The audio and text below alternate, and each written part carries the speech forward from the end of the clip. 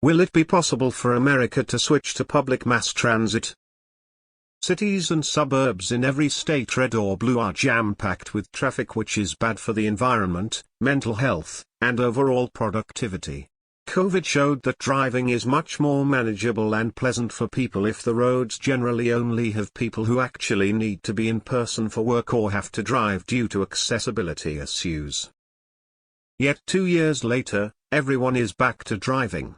And with the US population projected to grow to 400 million by 2060, as well as an existing infrastructure backlog of almost $2 trillion, it almost seems irresponsible to not be investing in public transit.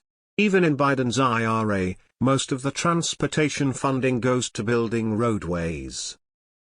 Currently, cities across the country that do not have existing rail networks like NYC, Chicago, SF are starting to build up rail networks, but oftentimes they get tied up in land use lawsuits. And to truly build a nationwide rail network, cities from different states need to work together, which doesn't seem likely. So the question is, will the American people accept a change in lifestyle to a more public transit-focused system, or will there a point where people get so fed up with the existing highway infrastructure that they have to do something about it? To add on to everyone's points, as a California resident, the homeless situation takes over what little public transport we do have. Public transport must be safe if you want people using it, and we're not even close to solving this. Entrenched interests have and will continue to prioritize automotive industry, ownership, infrastructure and land use. Houston literally took our railroad track to build a larger highway. People were upset. This stuff just doesn't make sense. It can work in individual cities, but beyond that I don't think mass transit works well in America. Population density is too low to justify the cost. I lived in Paris for a year and I enjoyed urban life. But I understand people who don't want to squeeze into buses and metros full of sweaty people. I don't see the point in trying to impose that lifestyle on them. Also, at 400 million we are still a sparsely populated country. We would need 1 billion Americans just to have the population density of France, which itself is not that dense a country by wood standards. Public transit already exists. Once you're capable of standing in another man's piss and shit, you'll be fit to ride too. Absolutely not. The cost would be just completely astronomical, not to mention most people like their autonomy. Further, California can't even build a single stretch of high-speed rail, and you think we will network the country? There is so much red tape and expense to make this task essentially impossible. No. There isn't enough density to make this happen. It will be too cost-prohibitive to provide the level of service needed to move people away from cars. American voters want to keep their cars. So the plan is to cleanly and affordably manufacture and recycle hundreds of billions of pounds of lithium batteries every few years. Subsidizing £10,000 electric Hummers is the American way, but I'm not sure the grid can handle it. Our patterns of movement follow the highways built for cars. If we had trains built over the highways, people would use them. I live on a subway line near Boston, which I use when I can, but often I need to go in a direction that the train doesn't go.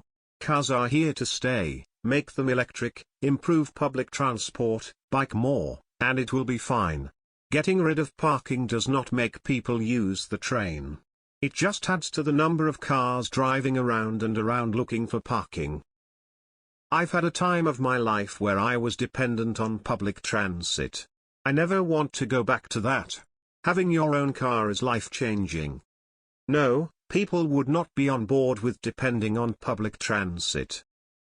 This is something I'd be very interested to see happen in our country. A strong and robust public transit system would dramatically improve the lives of most Americans. Cars are inherently bad investments, they're dangerous, they're pollution-intensive, I could go on. It's got to be people like us that need to organize our local communities. It can start small. Go to your local city council meetings and try pushing for things like public transit expansions, investments, and infrastructure. Check out if Strong Towns has a chapter in your area, go to a meeting and see what initiatives are running locally. One way to increase public transit use is to close parking lots and close off downtown streets to traffic. Make it walkable. This assumes you have a robust transit system though. I'm not very helpful. Too many Americans believe that car-centric infrastructure provides the freedom they need. No idea how they fail to realize that we sit in traffic most of the time. When I am traveling in Japan or Europe, I truly feel free from the burden of traffic because I can walk or ride a train to everywhere I need. Crying face, can't wait to finish school and leave the States for good. The climate emergency gives us no choice.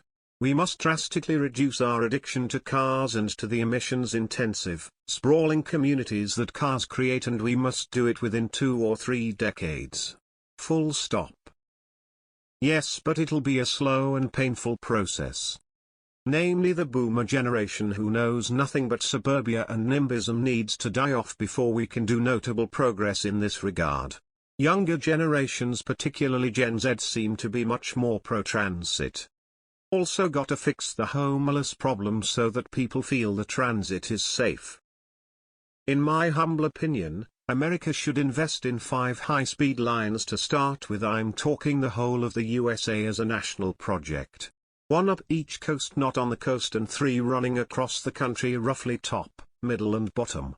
That could be the spine of a national network. You would also need to adopt compulsory purchase, but make it fair with independent assessors determining value.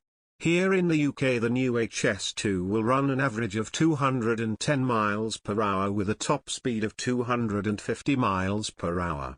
I'm sure the USA could do even better than that, and if you think it's not relevant, why is China doing it?